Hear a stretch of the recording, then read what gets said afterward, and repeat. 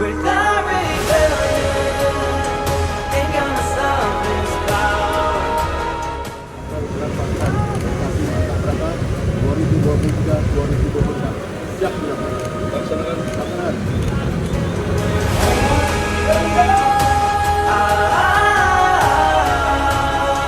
We fought until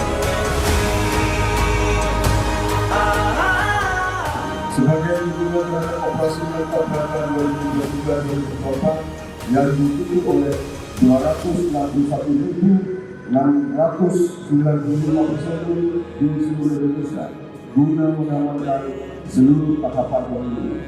Polri juga menyiapkan 2.000 personil brimob, Power of Harga Polri, serta 8.500 personil Dalmas Nusantara yang siap dimobilisasi kapanpun dan dimanapun ke seluruh wilayah Indonesia.